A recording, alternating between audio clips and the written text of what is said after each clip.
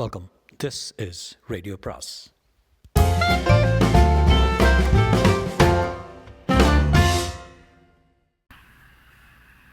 அனைவருக்கும் அன்பு வணக்கம். சுஜாதாவின் ஒருத்தி நினைக்கையிலே பாகம் 2.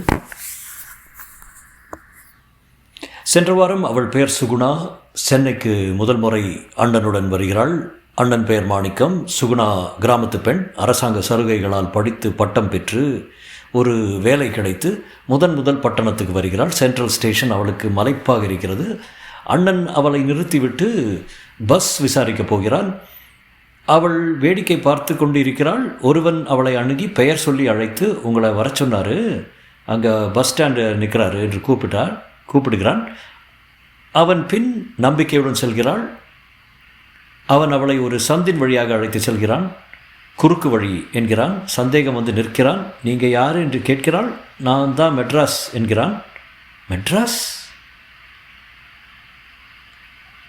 அவள் கழுத்தை சுற்றி கை போட்டு மார்பை அழுத்தி ஒரு வீட்டுக்குள் இழுக்கிறது. இனி படியுங்கள் அப்படிங்கிறாரு சுஜாதா. எனக்கு முதல்ல கத்தணும்னு தோணுச்சு. பாதி கத்தல் தொண்டையை மீறி வர்றதுக்குள்ளே வாயை பொத்திட்டான். சத்தம் போடக்கூடாது. யாரா இதுன்னா ஒரு ஆள் சேர்ந்துக்கிட்டான். அண்ணா அண்ணா என்று மனசுக்குள்ளே உறக்க கத்தினேன். நகத்தால் அவளை கீறி பார்த்தேன். இன்னும் முன்னுகால் மட்டும்தான் முடிஞ்சது. இது வரைக்கும் 18 வயசு வரைக்கும் என்னை ஒரு ஆம்பளை தொட்டது கூட இல்லை. எங்கள் அப்பா கூட 5 வயசுக்கு அப்புறம் என்னை எடுத்து வச்சுட்டு இருந்ததாக ஞாபகம் இல்லை. இப்போ என்னடான்னா மெட்ராஸுக்கு வந்த முதல் நாள் 2 பேர் என்னை போட்டு எல்லா இடத்துலையும் தொடர்றது தெரிஞ்சுது. எனக்கு ஐயோன்னு மெட்ராஸ் முழுக்க கேட்கும்படி அழணும் போல் தோணுச்சு. மூச்சு திணறிச்சு. அவங்க 2 பேரும் என்னை பெரும்பாலும் தூக்கிட்டு மாடிப்படியில் போகிற மாதிரி தெரிஞ்சுது. எனக்குள்ள பயம் எல்லாம் மாரி கொஞ்ச நேரம் மயக்கம் கூட வந்தது. மயக்கம்னா வேறு ஏதாவது செஞ்சுருவாங்களோன்னு அச்சமும் கூடவே வந்துருச்சு. அந்த வேறு ஏதாவது என்னன்னு எனக்கு சரியாக தெரியாது. ஏதோ தப்பு காரியம்னு தான் தெரியும். இது வரைக்கும் பெண்ணுங்கிறதுனால என்னை காப்பாற்றிக்கவோ கவலைப்படவோ அவசியமே நேர்ந்ததில்லை. இப்போ தான் எதுக்கு படித்து தொலைச்சோம், எதுக்கு பட்டணத்துக்கு ஆசைப்பட்டு வந்தோம், எதுக்கு பாழ போகிற வேலை, பேசாமல் கிராமத்தில் வீட்டில் இருந்துட்டு என்னத்தை செய்கிறது. கிளி மூஞ்சியெல்லாம் ரத்தம், பாஞ்சாப்பில் சூடு, சரக்குன்னு ஒரு ரூமில் என்னை தள்ளிட்டாங்க. நான் மூலையில் போய் விழுந்தேன். இந்த பாரு, உன் பேர் என்ன?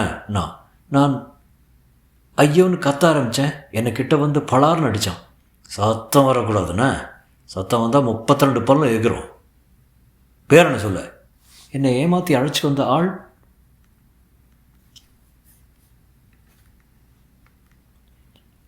குணா. சிகரெட் பற்ற வச்சுக்கிட்டாங்க. தெலுங்கு தேசமா? நான் பதில் சொல்லவில்லை. மீரேமி ராஜமந்திரியா? தலையாட்டினேன். தமிழா? தலை அசைத்தேன். சோகதான் இருக்குது. எங்கடா பிடிச்ச? பார்த்தால படு கண்ட்ரின்னு தெரிஞ்சு போச்சு. அண்ணங்காரன் இருக்கான், பஸ் விசாரிக்க போயிருக்கான். அண்ணன் என்று கேட்டதும் எனக்கு அழுகை வந்தது. விசிச்சு அழுதேன். சத்தம் போடாமல் கொஞ்சம் நேரம் இரு. அழுவு பரவாயில்ல. அவன் என் பெட்டியை எடுத்து பூட்டை நோட்டம் பார்த்தான். நான் பூன்னு அழுவுறேன். பொட்டியெல்லாம் சோக்காக தான் இருக்குது. சாவி எங்கே? என்கிட்ட கேட்டான். எல்லாம் கழுத்தில் தான் மாட்டியிருக்கான். நான் உடனே கழுத்தின் பின் குத்தியிருந்த சாவியை எடுத்து அவங்க முன்னால் எரிஞ்சேன். பணமெல்லாம் அண்ணங்கிட்ட தான் இருக்குது. அண்ணன் இந்நேரம் என்ன தவிச்சிட்ருப்பாரோ, எங்கெல்லாம் அலைகிறாரோ, எப்போ கிராமத்துக்கு போய் எப்போ அவங்களுக்கு தெரிஞ்சு யாருக்கு சொல்லி எப்படி எந்த இடத்துக்கு வந்து என்ன மீட்டுக்கிட்டு போகிறாங்களோ. ஐயோ, இவங்க அதுக்காக என்னை இங்கே கூட்டியாந்துருக்காங்க. எதுக்காக இங்கே கூட்டியாந்துருக்காங்க? பணத்துக்காகவா? பணம் இல்லையே. பொட்டியில் இருக்கிறத ஒன்றா உதறி போடுறா.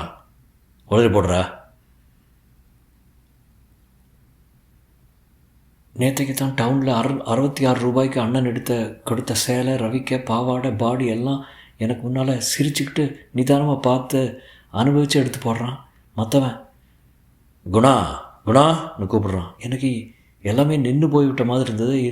எஸ்எஸ்எல்சி சர்டிஃபிகேட்டு, அப்புறம் டிகிரி சர்டிஃபிகேட்டு, கோப்புக்குள்ளே இருந்த என் மற்ற சர்டிஃபிகேட்டுகளையும் எல்லாம் பார்க்குறான். என்ன படிச்சு பொண்ணு? அப்படி சாக்க, நீ படிச்சிருக்கியா? தலையாட்டினேன். எது வரைக்கும்? அது எது வரைக்கும்னு சொன்னால் உனக்கு தான் புரிய போகுதா? இதை பாரு, பொண்ணு நீ எதுவும் பயப்பட வேண்டாம், இப்போ போய் உங்கள் அண்ணன் கூட்டியாரன், சத்தம் போடாமல் இங்கே இருந்துக்க என்ன, இன்னும் நாங்கள் ஒன்றும் செய்திட மாட்டோம். ஏடா கோபால், நம்ம இந்த பொண்ணை ஏதாவது செய்திருவோம்டா. சே யார் சொன்னாங்க? அதனால் குழி என்ன மூஞ்சி ஆரம்பிக்க பவுடர் போட்டுக்க. பாரு, இந்த கதவை திறந்தால் பாத்ரூமு, எங்கேயும் வெளியே போக வேண்டாம், வெளியே போனால் ஆபத்து. இந்த மெட்ராஸு பொல்லாத ஊருன்னு அங்கங்கே உன்னை கெடுத்துருவாங்க. அதனால் சமர்த்தா இங்கே இருந்துக்க, சத்தம் மட்டும் போடக்கூடாது. பக்கத்து ரூமில் வயசான ஒரு தாத்தா படுத்துட்ருக்காரு. இல்லைடா கோபால்? ஆமாண்ணே, அவருக்கு சத்தம் ஆகாது. ஐயா, நான் 10 மணிக்கு ஒரு வேலைக்கு போகணும், அவங்க காத்திருப்பாங்க. வேலை என்ன வேலை, அதை விட நான் தரேன் பாரு, நல்ல வேலை. கோபால், என்ன நம்மக்கிட்ட இந்த பொண்ணுக்கு கொடுக்க போகிற வேலையில் மாத சம்பளம் உண்டாடா? அதே மாத சம்பளம் தானே சம்பளம் இல்லை அவருக்கு? 10 நிமிஷத்துக்கு 10 நிமிஷம் அவருக்கு அவர்.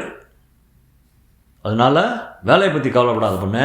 கோபாலு பொண்ணு உடம்பு எப்படி? அதை ஏன் கேட்குறீங்க? ஒரு பக்கம் பார்த்தா சரிதா, ஒரு பக்கம் ராதிகா, அப்பப்போ சுமலதா. வாழ்க, அப்போ சுமலதா நீ. சாரி குணா, நாங்கள் போய் வருவோமா? கத்தக்கூடாது, கத்துனா என்ன ஆகணும், பரீட்சை பார்த்த ஆகணும்னா பாரு. அப்புறம் வருத்தப்படக்கூடாது. பொண்ணு ரங்கம் சொல்லலான்னு கோபால் போகலாமடா. நம்ம எல்லா சௌகரியம் உள்ளே இருக்கிறதால வெளிப்பக்கம் பூட்டி வச்சுக்கிட்டு போகிறோம். வரட்டுமா குணா? அவங்க போனதும் நான் ஒரு பாட்டை மிசிச்சு அழுதேன். உறக்க கத்தி பார்க்கலாமான்னு தோணிச்சு. முதல்ல ஜன்னல் வழி எட்டி பார்த்தேன், கதவை திறந்து பார்த்தேன், திறக்க முடியல. எல்லாத்துக்கும் வெளியே தாப்பால் போட்டிருந்திருந்து. உள்பக்கம் கதவை திறந்து பார்த்தா சிறுநீர் நாத்தம் தாங்கிக்கல. 3 அடிக்கு 6 அடி ஒரு பாத்ரூம், ஒரு பிளாஸ்டிக் பக்கெட்டு, மேல் பக்கத்தில் கையலகத்தில் ஒரு அகலத்தில் ஒரு ஜன்னல். பக்கெட் மேலே ஏறி ஜன்னல் வழியாக கொஞ்சம் எட்டி பார்க்க முடிஞ்சது. தண்டை பம்ப் அடிச்சுக்கிட்டு இருந்தாங்க. தூரத்தில் சினிமாவுக்கு போர்டு எழுதிக்கிட்டு இருக்கு, பட்டறை மாதிரி தெரியுது. இங்கேருந்து சத்தம் போட்டால் அவங்க யாருக்காவது தெரிஞ்சே ஆகணும்னு லேசாக அந்த ஜன்னல் கதவை உயர்த்தி இதை பாருங்க கத்துனேன். தூரத்தில் போர்டு எழுதிட்டு இருந்த ஆளுக்கு கேட்டிருக்கணும். திரும்பி பார்த்தான், இங்கே பார்க்குறான், அங்கே பார்க்குறான். சத்தம் எங்கேருந்து வர்றதுன்னு தெரியாமல் மேலே பார்க்குறான், சைடால் பார்க்குறான். இங்கே தாங்க மேலே அண்ணாந்து வானத்தை பார்க்குறான். எனக்கு தெரிகிற மாதிரி நான் அவனுக்கு தெரியல போல். மேலும் என் நெத்திக்கு மேலே அந்த வாளி உயரம் பத்தலை. இந்தாங்க காப்பாற்றுங்க. அவனுக்கு சரியாக கேட்டதோ கேட்கலையோ பட்டறைக்குள்ளே போனான். நான் காத்திருக்கையில் சரக்குன்னு காலும் கீழே சரிஞ்சு கீழே விழுந்தவளை அவன் பிடிச்சி கட்டினான். புத்தியை காட்டுற பார்த்தியா? பேசாமல் இருக்குன்னு தானே சொன்னேன். பக்கெட் மேலே ஏறிக்கிட்டே நீங்கள் கோபால, யாரா பக்கெட்டை வைக்கிறாங்க இங்கே? பொண்ணு அது மேலே ஏறி கத்துதில்ல. பக்கெட் வேண்டாம்டா, எடுத்துரு. இந்த பாரு, நீ எப்போ சத்தம் போட்டாலும் மற்றவருக்கு கேட்குற முன்னே எங்களுக்கு கேட்கும். கேட்டால் என்ன செய்வான் கோபால? கன்னத்தில் அறையுவோம் பொண்ணுரங்கம். திடீர்னு தேள் கொட்டினாப்பில் கன்னத்தில் ஒன்று விட்டான். பிரமிச்சு போயிட்டேன். மண்டைக்குள்ளே மணியை அடித்தாப்புல சத்தம் கேட்டுது. அட பாவிங்களா, இது வரைக்கும் எனக்கு நினைவு தெரிஞ்ச வரைக்கும் யாரும் என்னை அடித்ததே கிடையாது. என் வாழ்க்கையில் முறையாக இன்னும் என்னெல்லாம் நடக்க போகுதோ எனக்கு அழுகே வந்துச்சு. என்னை அப்படியே கீழே போட்டுட்டு மறுபடியும் கதவை சாத்திக்கிட்டு அவங்க 2 பேரும் கிளம்பி போயிட்டாங்க.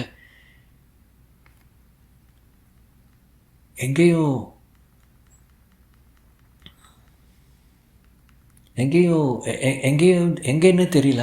வெளியே கட்டடத்துக்குள்ளவே எங்கேயாவது இருப்பாங்களான்னு தோணுச்சு. இது என்ன கட்டடம்? அந்த அளவு சின்னதாக தான் இருந்துச்சு. மர மேசை மேலே பானை வச்சு அது மேலே அலுமினிய டம்ளர் இருந்தது.